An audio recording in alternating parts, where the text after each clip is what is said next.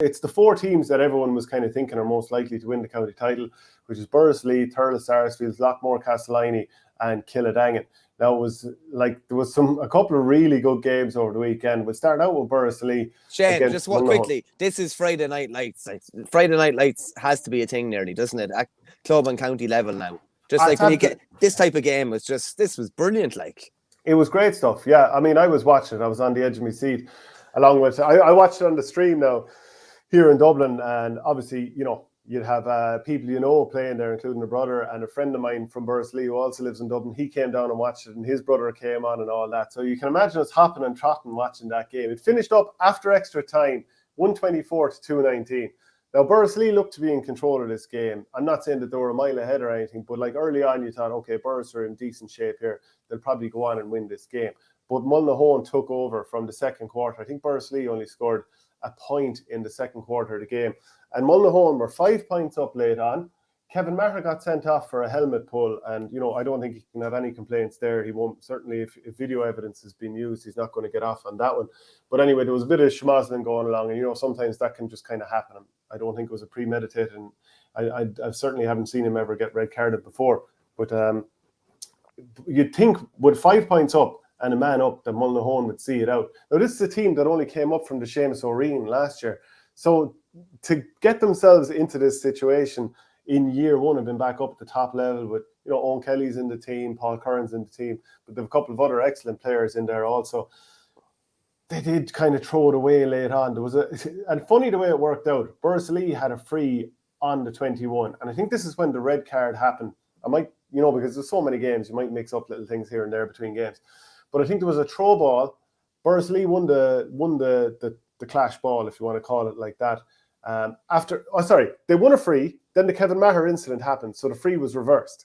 So then there was a throw ball. So instead of Borris-Ileigh knocking a point over the bar, there was a clash ball. Borris-Ileigh won it, and it was hand passed to Niall Kenny, and he flashed it into the top corner. So what a weird little exchange there. Very weird that things like that work in their favour. I know, yeah. And then Borris-Ileigh took it to extra time.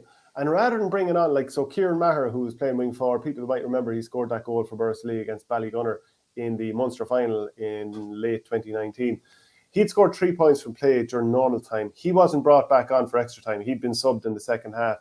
JD, who had a very quiet game, James Devaney, he wasn't brought back on for extra time. So this is a bit of a gamble now from, you know, Johnny Kelly and the management team there, because like even JD, I don't know if people remember when he was playing for the under-20s this summer, he hadn't gone well in normal time against Waterford, came back on in extra time and he scored 3 points because everyone is tired and you think, right, this lad's pace is going to burn you out.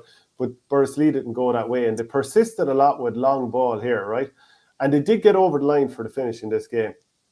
But what do I keep saying is my issue with how Borris-Ileigh are playing?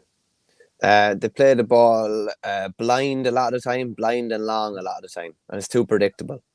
It's just too much long ball. So Dan McCormick is playing centre-back / sweeper and getting on a world of ball. But I don't know if it's just his own decision when he's out there, or if it's the absolute instruction of management to go along onto the two Kenny Towers, who are 6'4" and 6'7", to go on them all the time. But it's just, to me, it's just too predictable. And if you were going to name out the 15 hurlers that Mullinahone have and the 15 hurlers that Borris-Ileigh have, I would say that, with a few exceptions here and there, Borris-Ileigh probably have 9, 10 of the better hurlers. I mean, I haven't sat down and figured it out, but look, that's just the eye test. That's my guess. And Mullinahone worked the ball out from the back, and they did really well, and that's why they had themselves in a position to win this game. Whereas you're a half-back playing against Borris-Ileigh, you see Dan McCormick or any of the defenders get the ball, you're just like, well, I'm not going to bother with the half-forward here. I'm just going to sprint backwards. So how do you expect a midfielder like, let's say, Kevin Maher, like Sean McCormick, JD playing wing forward, Jerry Kelly out in the half-forward line, and off the top of my head, I can't remember who else.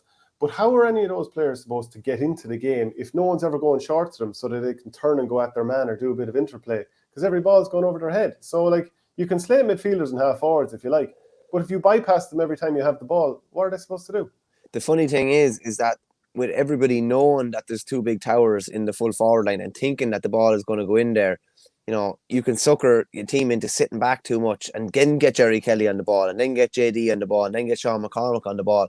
So they could definitely use that more to their favour. But yeah, it's kind of like if they're just striking long a lot of the time and it's a bit aimless, like that's okay in the last 5 minutes or something when you're looking for a score, or it's okay. I always say it to you and you say it as well. A long ball is fine and it keeps the team honest, but you can't just continue to do that. You have to. Teams can't know that you're just going to hit it long. When you hit it long, there has to be the element of unpredictability because you haven't done it for a while, and then it works. If a long ball every 3 or 4 balls and they're going through the lines and going to Jerry Kelly could kill you from centre forward if he gets on the ball and if they play the ball through him, but they're not doing that enough at the moment. Definitely not. Yeah, so I'd love to see, like, Ray McCormick has a lot of pace, so like Dan has plenty of pace. Brendan Maher can carry the ball too, but like I'd like to see them all bringing the ball out and handing it to JD and Kevin Maher and all those players, Jerry Kelly, and let them do damage. Because think about it, a lad who came in full forward, Tommy Fahey, who played, I think, in the full back line in the county final maybe 4 years ago. He's a big guy, probably 6'3", and he went in full forward and he did a bit of damage. But the game plan is more set up for a guy being thrown. Now, he scored a couple of goals for the juniors recently, so obviously that kind of influenced the decision. But the game plan more suited going long onto him than it did into Jerry Kelly and some of these other players. And that, to me, is the thing that doesn't fully make sense. But look, obviously this system, or a version of this system, got Borris-Ileigh all the way to Club All-Ireland a few years ago. So it does work. But I just wonder, is it going to be caught out this year? It certainly did catch Bursley out last year in the quarterfinal against Drom and Inch. Another team that player for player, they have better players than right now. But, this system kind of caught them out. And the other thing is, I think Borris-Ileigh, of the 4 semi-finalists going in, are least likely to win the county title right now, even though we don't know the draw, because Kevin Maher is going to be suspended and Brendan Maher hurt his knee during the game. He looks like he may be carrying an injury anyway because he's not quite standing out the way he normally would. So if those 2 players are going to be out the next day, in games of fine margins, take out 2 of your, like, a county under 20 player and a lad who's played for Tipp for the last 12 or 13 years.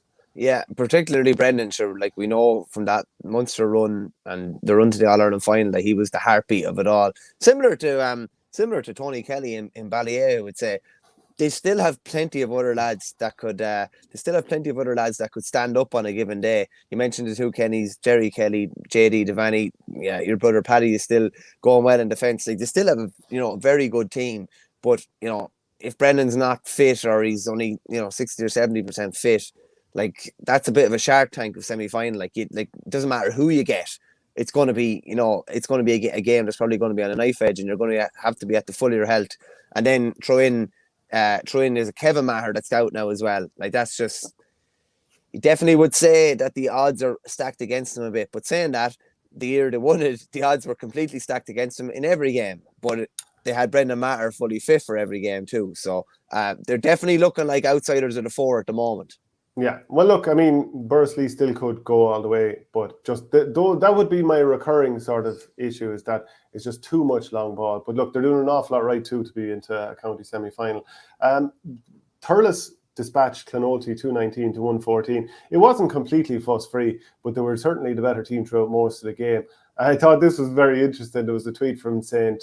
Colin Kills afterwards. Our Privilege, Mr. Doyle might have some explaining to do tomorrow after booking Mr. Derby's son Jack in the big match on Saturday. # Laker Gale at Tipperary GAA. Actually, the referee, Conor Doyle, he was in school with me. I think he was in the year behind me. He did a fine job, actually. He got plenty of compliments from, I think it was Michael Ryan was doing co-commentary in that match. Just not Mr. Darby's son. yeah. Can't believe he did that. But there would be good crack in the staff room today after that, wouldn't there? Oh, there'd be great crack, yeah. And that's funny. Like, I did teaching practice spells in Thurles CBS and in Templemore as well. And every Monday or Tuesday, or even in the build up to a big game, there's so many different guys from different clubs and parishes. And even I was stretching into Offaly as well. There'd always be some sort of crack on the Monday or the Tuesday, or there was someone did something against a neighbouring club, and yeah, that's the crack in the staff room most weeks now, particularly in the winter. Yeah, so Thurles were very composed throughout the skit. Ronan Maher lorded it, so he was spare man at centre back, and Clonoulty at times made an. Why would you leave him free? Why would you, of all players, why would you leave him free? I'm sure the plan was to not drive every ball out and let Ronan collect it, but he got on the ball way too much. And like the thing with him is he could score 5 points from his own half because he's such a brilliant striker of the ball. And if he's under no pressure, a little flick of the wrists and anywhere between 20 and 90 yards, he can probably put it into your eye, with just a little flick of the wrist because he's that good a striker of the ball. I actually don't know if there's a better striker of the ball in terms of like distance per little flick. Like who else has a more, who else can it's hit the effortless. ball like that? Yeah. He can hit the ball 100 yards and it looks like he's sneezing on it. Like it barely looks like he's touching it. Like if you could, this doesn't make sense to me now. The one player, if you're playing Thurles, who you don't want to be on the ball is Ronan Maher. He's the one player you don't want. Like the opposite should have been occurring. Like he should have been nearly man-marked to keep him out of the game. He definitely should not have been the free player anyway. You want to be minimising his impact on the game, not maximising it. Yeah, so, I mean, they've no title since 2017. I do think the aura around Tipperary is a little bit gone. But obviously, they are a team that can put up a big score. And Pa Burke won a couple of great frees early on, just using experience and putting himself between. I think Robert Doyle was the man marking him, young lad, 18 years of age. And obviously, Pa Burke has all that experience. I think he must be 32 or 3 at this stage.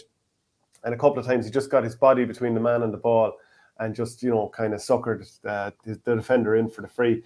He then buried a goal. I think it was it? I can't remember. It was the corner forward who handed the ball off to him.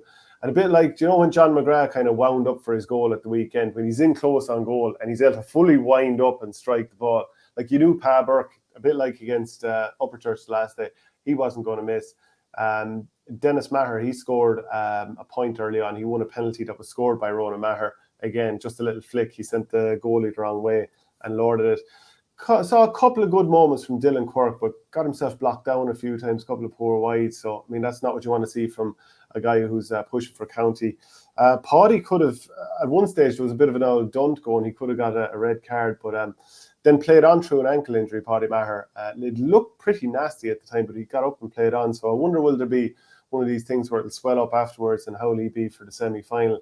And I'm just trying to think otherwise. Jack Butler nailed a free from the 21 into the net. Sars, they'd only scored 2 points in the third quarter. Aidan McCormick, he scored 9 points. I don't know if you saw the bandage around his head. Yeah, it's bizarre. Yeah, it was very funny. Well, sure, it wasn't funny for him, but it was funny for us looking at. It's just, sometimes there are certain knocks like that where like there's no other way of keeping the thing on. Like that's the only way. Like if you just, it's going to rip off, or it's going to rip off if you just put a plaster or a little strapping on wherever it is. It's almost like the thing around the head as well. Like you can't just put like a little plaster here if there's a cut. You have to wrap it the whole way around. But it was definitely, I haven't seen that one in a while now. He looked like he's been held together by. I remember there was a wrestler, Sabu, one time, and they were in a barbed wire match, and he ripped open his arm. So he just, during the middle of the match, he just got a load of athletic tape and just wrapped it around his arm, was just covered in it. But I just thought that was strange the other day. It was definitely, I haven't seen that one in a long time. Yeah. Noel Richard Hogan says, watch games on TV, very disappointed with the crowd, very small. Have you any comment? Sure, what can you say? I mean, if people show up or they don't, there's not really much more to say about it. Plus, are streams having an effect on crowds now, do you think? And matches on TV having an effect on crowds? They shouldn't. Well, the wins for Thurles and Loughmore mean that obviously they were on RT, so that would have had some sort of an impact. And I think the weather was particularly poor, especially during the Loughmore game, if I remember correctly. So maybe fewer people. You know yourself, there are people who would be like, just get it on telly. And like the streaming is obviously making money for county boards too. So, I mean, maybe I would have driven down if the games weren't available to watch, or with the streaming, it is convenient to watch a lot of games from home. Your choice is made up for you when it's not been streamed or something like that, isn't it? But as you say, the crowds maybe mightn't be as big, but there's still a revenue stream coming in for county boards. I think Wexford made colossal money during COVID, during the first year of COVID, with their streaming service when there was no one at games. They turned over huge money, and it is another important kind of revenue stream now. And I tell you what, it has done as well. One rare benefit of COVID is to have games that are you would never have seen live, potentially, even relegation games, even intermediate games. Now there's a lot of people offering the streaming services now, and county boards generally, even if some Offaly I think aren't offering the games live at the moment, or they weren't anyway, but at least you can watch them the next day. It's great for supporters, and to be honest, it's great for players and it's great for managers as well, particularly scouting other teams. There's plenty of, it's not the old tape trading that would have been going on back in the day when someone maybe recorded a match or something like that, and then you might be playing them and you're looking for, a copy off the team that they were playing or some sort of rogue kind of tactics like that. It's a lot of these games are kind of, easy access to watch them now. I wonder about the cost of streaming in different counties. Like Tipp was 80 quid last year, it's 120 this year. I wonder, is that something that we're seeing in other counties? People comment in there and let us know how much it is to watch streaming in the different counties. A couple of other comments. When is the Tipp draw? I think that's on this evening. It's probably on Tipp FM. Are crowds still capped or has that ended? I think, is it kind of basically half the capacity of a stadium, which in an awful lot of cases means that in real terms there's no real issue in terms of attendance, because like it's not like you're going to get 25,000 into Semple Stadium for clubs games at the moment. Yeah, I have to say I've checked out of any of this attendance talk in recent time. Just because it can't, it was so long. 500 are allowed, or 1,000 allowed, or 20% are allowed. And yeah, as you say yourself, a lot of them are still being played in big enough venues that can hold big crowds. So even if it's half, or even if it's a quarter, you're not going to be going over that quota. Yeah, Dublin is free, says Red Lad. It is actually. I think Dublin have had it free for a few years even before that. It wasn't just a pandemic move that they got the games on the streams all of a sudden, and they would have had sponsors, and maybe they're just a bit more set up commercially to do that. So it will be interesting to see if other county boards can do that in the future. Elizabeth Howard says, yes, many have purchased streams, watch at home. For me, I love to be there, and many do. I mean, in my case, like, in terms of trying to do this show on a Monday, sometimes you're like, I nearly have to watch from home. Like if I had to go over to the Coola match yesterday, then you'd be chasing your tail for the rest of the day trying to figure out what happened and everything else, because you wouldn't be flicking between channels. You wouldn't be able to watch the end of one game. You'd be missing so much. Patrick Hickey says, get weekend pass for 25 in Clare. But can you do a season pass, Patrick? That's what I'm wondering. Or basically, if you're watching for 6 weekends, is that 150 quid you've gone? Can you only do that? Interested to know that. And I think we'll jump on to the next one. Loughmore-Castleiney against Kiladangan McDonoughs. You might give out some of the details on that. Yeah, it was kind of all done in the first half, really, wasn't it? In fairness, and it was around everywhere on Saturday. Basically, John McGrath's exploits in the first half.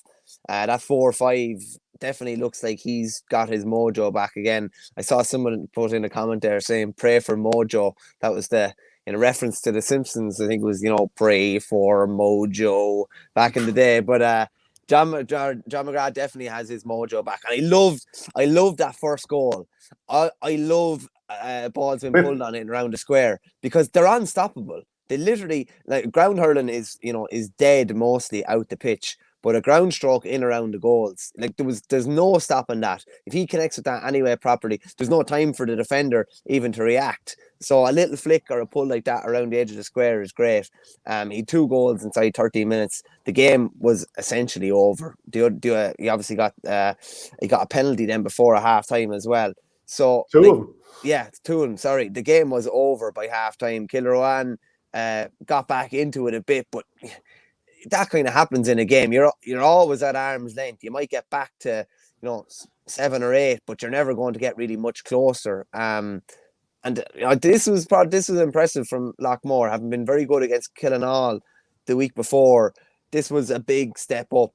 And you have to say, for Kiladangan, kind of all the turkeys came back to roost again, didn't they? Really, the same problems that we've probably talked about 3 or 4 years now, I'd say, really, that they just haven't really delivered when it mattered most and when the need was greatest. And it kind of happened again last weekend, you'd have to say. Yeah, I would say that, any trope you'd want to put at Kiladangan, they proved it here. I mean, they played a sweeper. Niall O'Mara had been out for 5 weeks. It's 5 weeks since he played, 5 weeks since Cian Darcy played because he got suspended, but it was an ankle injury for Niall O'Mara. He came back in and played sweeper. So, like, obviously he's like total sort of hurler in terms of like a county lad going back to club level. He's just a brilliant hurler, great ball carrier, the whole lot. But they played a sweeper in the first half only and conceded 4 goals. So what does that tell you? It tells you that Loughmore were able to win ball. Liam Tracy was full forward. He caught won a few dirty balls, including the one for the first goal for John McGrath. you're going to go through the Killer-1 defence without getting touched, is what it seemed at times. I mean, Niall O'Mara, he tried to feed a ball out at the wing, and someone else got turned over then, and it was just walking through, and Noel McGrath, I think that he handed the ball off for John McGrath to be able to wind up and blast it into the net. So you have an extra man back in your own defence, and Loughmore are able to walk through you. I mean, if someone is soloing up the centre, yeah, you might let man through, you might let ball through, but you won't let both of them through. And unfortunately, that was the problem for Loughmore. It needs to be far harder stuff. You want to be thinking, I'm taking my life in my hands soloing down the centre at Killer-1. And nothing could be further from the truth, because they have great hurlers, but where are the lads that are looking to kill you? As a fairness, it's funny you should say that. As I said, I was chatting to Damien Martin. He did a piece with him in the paper today. It's 50 years since he won the first All-Star. And he was saying, they always said about, his Rhinos team in particular that won a load of county titles, and even the Offaly team of the 80s, you'd get a fair slap coming in, but whatever you got on the way in, it was twice as bad on the way out, and basically to deter you from ever coming back in again. And he played in the era of, burying the goalie. And he definitely didn't, he actually likes how hurling has been sanitized somewhat compared to how it was lawless in the 70s and the 80s. But Jesus, if someone comes down to centre your defence, you have to just stand your ground. You can't, it can't all open up like the Red Sea. You have to deter lads from coming back down there again. And it just didn't look like Killer-1 did that. And by the time they had their problem solved, the game was long over. Yeah, absolutely was. I mean, and they do have the hurlers, like they've great hurlers. But that's the real frustrating thing. That's yeah. the most. If they didn't have the talent, it'd be understandable. But they do have loads of talent. Yeah, I mean, Keane Darcy was quite good in this game, and I'd been a little bit critical of him in some of the other club games before this because he wasn't showing up enough in those matches, but he was quite good here, scored a couple of brilliant points. Like, he has all the hurling of a county player. Whether he'll get back to that level is another thing. We saw him in the league last year. Jerome Cahill, he opted away from county last year. Didn't quite see enough of him either. But, like, pardon me, he's, again, one of these players that has the talent that can run up the centre of a defence, but look, they just didn't get on enough ball in this game. They weren't great. I mean, one of their subs who came on, I think it was Owen Hogan was his name, one of their star performers, he came in, he did very well, but not too many other lads for Killer-1.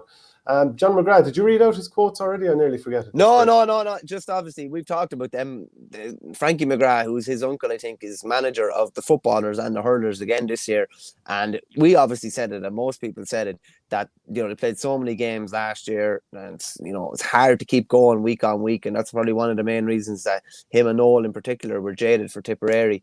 But he just kind of, maybe, I don't know if he debunked that, but he definitely gave a different opinion on it. He just said, people talk about us playing lots of games, but it's great playing every weekend. If you're not playing, you're going to be training anyway. So the games bring you on. It definitely does a lot for the fitness levels, and you're used to the physicality and contest of it. I think that can only be good for playing both codes. But it depends on your age profile. He has to say that, though. I mean, Yeah, so what else is he going to say? Is he going to say, I know I'm Banjax, and I don't... It'd be very funny if they're just real raw honesty. Like, this is a John McGrath who... with Loughmore a few years ago, I think he had a groin injury. He couldn't kick the ball at any stage. He had to hand pass every ball. Imagine you were marking him. Let him kick it. He's just going to want to go into close to contact and hand pass the ball away. But if you're in your mid-20s, it's not too bad. But if you're getting towards, 30s, early 30s, you're in trouble playing both codes. I have to say as well, I was wondering the other day whether he was still going at it, but I saw that he came on near the end. Evan Sweeney is still going strong with Loughmore. Fair play to him. He scored a couple of goals in the championship game I was at last year, and he's obviously still going strong. And I think he's actually living in Limerick as well, so he's probably commuting a bit now. But that's just what lads do in club teams. Is lads coming from all sorts of parts of the country back to their home area to play. Yeah, and John McGrath will be a big player if Tipperary are to kick on again next year.